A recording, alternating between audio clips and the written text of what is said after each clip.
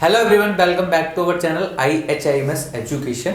आज का जो हमारा टॉपिक है उसमें हम समझेंगे कि आखिर फिजियोलॉजी होती क्या है और क्या क्या उसकी मतलब इम्पोर्टेंस होती है, और एक कंफ्यूजन रहती है बच्चों के बीच में एनाटॉमी और फिजियोलॉजी को लेके कि दोनों में क्या क्या डिफरेंस होता है। तो आज इस वीडियो के जरिए मैं आपकी सारी कंफ्यूजन वगैरह दूर कर दूंगा। तो सबसे पहले समझते हैं कि फिजियोलॉजी होता क्या है। देखो, मैंने आपको बहुत पहले से चीज़ें एक चीज़ बताई है कि जब भी कुछ भी आए, इसको आप टैगलाइन मानो चाहे जो मर्जी मानो, जब भी कोई भी चीज़, अगर बड़ा सा स्टेटमेंट, काफ़ी बड़ा सी चीज़ें दिखाई दे रही है, वर्ड दिखाई दे रहा है, मुझे समझ में नहीं आ रहा क्या है क्या नहीं है, कुछ मत करो, सिंपल सी चीज़ बताइए। कितनी बार आपको बोला है कि भाई जो भी वर्ड दे रखा है उसको दो भागों में तोड़ लो। क्या कर लो? तोड़ो। तो फिजियो और लॉजी। फिजियो का मतलब होता है नेचर। क्या मतलब होता है? नेचर बोल सकते हैं, एक्शन बोल सकते हैं, कुछ भी चीज आप जो भी यूज करना चाहते हो यूज कर सकते हैं। लॉजी जो कि आपको अच्छे से पता होगा, स्टडी। अगर और अच्छे से याद रखना चाहते हो तो एक काम करो, आप फंक्शन के हिसाब से याद करो। क्या याद करो? फंक्शन। क्या याद रखो? फंक्शन। आसान रहेगा आपके लिए। तो जब मैंने वर्ड को तोड़ा तो मुझे दो चीज मिली, यानी कि मुझे स्टडी करनी है। क्या करनी है? स्टडी। लेकिन स्टडी करनी किसकी है? नेचर की या फंक्शन की? किसकी? फंक्शन की। किसके फंक्शन की स्टडी करोगे? गाड़ी के फंक्शन की स्टडी करोगे? नहीं। किसकी स्टडी करोगे? ऑब्वियस है कि हम किसकी बात कर रहे हैं? बायोलॉजिकल ऑर्गेनिजम्स की बात कर रहे हैं। किसकी बात कर रहे हैं? ह्यूमन बीइंग की बात कर रहे हैं, प्लांट्स की बात कर रहे हैं, एनिमल्स की बात कर रहे हैं। तो इनके फंक्शंस की, किसकी? फंक्शंस की, इनके नेचर की स्टडी को ही हम क्या बोलते हैं? फिजियोलॉजी बोलते हैं। क्या बोलते हैं? फिजियोलॉजी। अब देखो, कंफ्यूजन थोड़ा सा टर्म आता है। एक और टर्म है, आपने सुना ही होगा, एनाटॉमी। क्या होता है? एनाटॉमी। एनाटॉमी और फिजियोलॉजी में आमतौर पर बच्चे कंफ्यूज रहते हैं। कंफ्यूज नहीं होना। एनाटॉमी में हम उसके स्ट्रक्चर की स्टडी करते हैं। किसकी स्टडी करते हैं? स्ट्रक्चर की। जबकि फिजियोलॉजी में हम उसकी स्टडी करते हैं, उसके फंक्शन की स्टडी करते हैं। दोनों में अंतर। फॉर एग्जांपल, एक जरिए मैं एक मिनट थोड़ा अच्छे से और समझा देता हूँ। फॉर एग्जांपल, मान लो मैंने एक हार्ट लिया है। क्या लिया? हार्ट, जो कि कितने चैम्बर्ड होता है आपको सभी को पता ही होगा, 4 चैम्बर्ड होता है। वो वाला हार्ट मत सोचना, नहीं बनाना हमें कहीं वैसे, ठीक है? तो आप सबको पता है 4 चैम्बर्ड हार्ट होता है। अब समझो, ये जो हार्ट होता है ना, अगर मैं इसको डायसेक्शन से ऐसे डिवाइड करता हूँ, लेफ्ट में राइट में से डिवाइड करता हूँ 4 चैम्बर्ड के बारे में, और मैं राइट सेक्शन को पढ़ता हूँ कि भाई राइट ऑरिकल होता है, राइट वेंट्रिकल होता है, लेफ्ट ऑरिकल होता है या लेफ्ट वेंट्रिकल होता है। अगर मैं इनकी स्टडी करता हूं, इसका क्या शेप साइज रहता है, कहां लोकेटेड रहता है, अगर मैं ये सारी चीजें स्टडी करता हूं, that is called as structure की स्टडी करना। क्या करना? स्ट्रक्चर की स्टडी। और ये आपका किसका पार्ट हो जाएगा? एनाटॉमी का पार्ट हो जाएगा। किसका पार्ट हो जाएगा? एनाटॉमी। कहने का मतलब ये है कि जो भी स्ट्रक्चर है, मैं हार्ट ले रहा हूं क्योंकि मुझे पसंद है, आप सबको भी पसंद होगा, ऐसी बात नहीं। तो आप हार्ट लीजिए, लिवर लीजिए, जो जिसको जो पसंद है वो ले सकता है। किसी को दिल पसंद है, दिल ले सकता है। किसी को अगर फेफड़े पसंद है तो फेफड़े ले सकता है। लिवर, गुर्दा, जो पसंद है वो ले सकता है। In the ending main motive ये है कि अगर आपने कोई भी स्ट्रक्चर ले रखा है, उसके स्ट्रक्चर की स्टडी करते हो कि भाई इसके पास राइट ऑरिकल होता है, वेंट्रिकल होता है, यहाँ पर बाल्स प्रेजेंट होती है, यहाँ क्या प्रेजेंट होता है, यहाँ क्या प्रेजेंट होता है, तो आप क्या कर रहे हो? उसके स्ट्रक्चर की, बनावट की स्टडी कर रहे हो। That is called as anatomy. क्या कहलाता है? एनाटॉमी। क्या उसके बनावट से ये पता चलेगा क्या उसका फंक्शन क्या होगा? नहीं। लेकिन अगर मैं इसी की बात करूं कि भाई हार्ट का मुद्दा पता भाई स्ट्रक्चर का क्या मतलब होता है, तो मुद्दा एक ही कहता है भाई इसका काम है ब्लड को पंप करने का। क्या करने का? ब्लड को पंप करने का। तो ये जितनी भी राम कथा है उसका फंक्शन क्या है? ब्लड को पंप करना। तो राम कथा का जो सार निकल के आ रहा है, ब्लड को पंप करना, दैट इज द फंक्शन। क्या कहलाता है ये?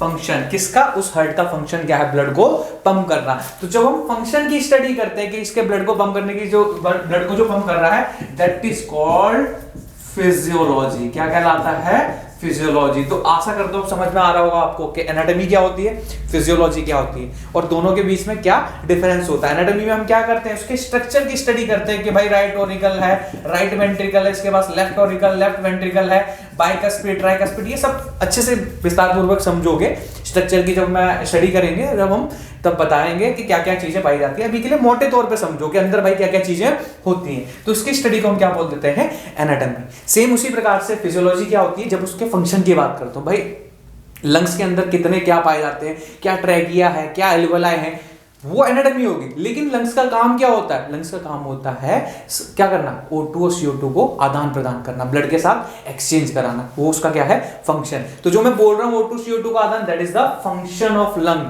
That is called as physiology. क्या कहलाएगी आपकी? फिजियोलॉजी। स्ट्रक्चर क्या है, कितने एल्वोलाई होंगे, कहाँ रिप्रेजेंट होगा, कहाँ पर प्रेजेंट होगा, दैट इज द स्ट्रक्चर। तो उसकी स्टडी को हम एनाटॉमी कहते हैं और उसके फंक्शन की स्टडी को हम क्या बोलते हैं? फिजियोलॉजी कहते हैं।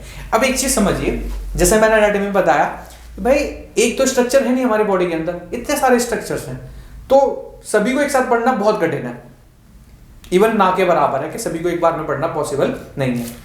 तो हमने क्या किया था कि जितने भी स्ट्रक्चर्स हैं उनको डिवाइड कर दिया कि भाई ये इस स्ट्रक्चर की स्टडी करूंगा तो इसके लिए एक अलग ब्रांच आ गई, ये इस स्ट्रक्चर की स्टडी करूंगा तो उसकी अलग ब्रांच आ गई। सेम जैसे हमने एनाटॉमी में डिफरेंस किया था या फिर एनाटॉमी में हमने क्या किया था, ब्रांच बनाई थी, सेम हम फिजियोलॉजी के अंदर भी क्या बनाते हैं? ब्रांचेस बनाते हैं। क्या बनाते हैं? ब्रांचेस बनाते हैं फिजियोलॉजी के अंदर। फॉर एग्जांपल जैसे मैंने कहा कि भाई मुझे क्या करना है, मुझे स्किन की स्टडी करनी है। किसकी स्टडी करनी है? स्किन की। अब स्किन के लिए जैसे कि हमने बताया था, स्किन के लिए डर्मेटोलॉजी होता है। क्या होता है? डर्मेटोलॉजी। तो हम क्या होते हैं? Physiology of skin. इसके लिए अलग से हमने वो बना दिया, फिजियोलॉजी ऑफ स्किन। इसका एक अलग डिपार्टमेंट बना दिया, या मैंने क्या किया, इसकी एक अलग से ब्रांच बना दी, जिसमें मैंने कहा कि भाई अगर मुझे स्किन की फिजियोलॉजी पढ़नी है तो एक अलग से पार्ट बना दिया कि मुझे क्या पढ़ना है? स्किन की। सेम उसी प्रकार से अब अगर मुझे मान लो कि अगर मुझे ब्रेन की स्टडी करनी है, किसकी स्टडी करनी है? ब्रेन की। कहने का मतलब जितने स्ट्रक्चर्स उसकी उतनी ही फिजियोलॉजी, तो मैं बोलूंगा उसके लिए अलग ब्रांच बना दिया, फिजियोलॉजी ऑफ ब्रेन। क्या बोल दिया मैंने? Physiology of brain. सेम उसी प्रकार से फिजियोलॉजी ऑफ मतलब फिजियोलॉजी ऑफ बोन्स हो सकता है, फिजियोलॉजी ऑफ कार्टिलेज हो सकता है, फिजियोलॉजी ऑफ टीथ। मतलब कहने का मतलब है जितने भी स्ट्रक्चर्स होते हैं, जैसे हमने एनाटॉमी में उसकी ब्रांचेस बनाई थी, वहां तो हम सिर्फ स्ट्रक्चर्स पढ़ रहे हैं, सेम उसी स्ट्रक्चर्स की जब हम फंक्शंस की बात करेंगे तो हमारी वो किस में आ जाता है? फिजियोलॉजी की ब्रांचेस में आ जाता है। अब सोचो कि एक दो ही लिखा है, भाई दिमाग है ना, इतने सारे स्ट्रक्चर्स हैं हमारे अंदर, तो मैं जरूरी है मैं सबका लिखाऊं? हमें पता है ना हमारी बॉडी के अंदर क्या क्या चीजें होती है, तो बहुत है, बस समझो कंटेंट। मेन चीज होनी चाहिए आपको कि आखिर जो मेन टॉपिक है यानी कि उसके बारे में क्या समझ में है। मैं लिखाने के लिए 20-25 लिखवा दूं, रटते रहो जिंदगी भर, रटते रटते इतना रटा है, थोड़ा और रट लोगे, क्या कुछ फायदा होगा? नहीं होगा। मेन चीज है कि भाई जो समझाना चाह रहा हो उस चीज को समझो। अरे बॉडी में जितने स्ट्रक्चर्स हो गए उन सभी के फंक्शंस की स्टडी को हम क्या बोलेंगे? फिजियोलॉजी बोलेंगे। फिजियोलॉजी ऑफ स्किन हो, फिजियोलॉजी ऑफ दांत हो, स्किन हो, ब्रेन की स्टडी हो, लिवर की हो, गुर्दे की हो, फेफड़े की हो, किडनी की हो, जिससे मर्जी की भी हो, तो सबकी क्या अलग से क्या बन जाएंगी? ब्रांचेस। तो लिखाने की जरूरत नहीं है, समझो कंटेंट को, समझो कंसेप्ट को, समझो। जिस दिन कंसेप्ट को समझ जाओगे कहोगे सर बताने की जरूरत नहीं, मैं समझ गया क्या होता है क्या नहीं होता है। तो फोकस करो सिर्फ कंसेप्ट है। कंसेप्ट 2-3 मिनट का होता है, उसके बाद तो सिर्फ लिखाया जाता है ताकि कंसेप्ट को और पक्का किया जाए।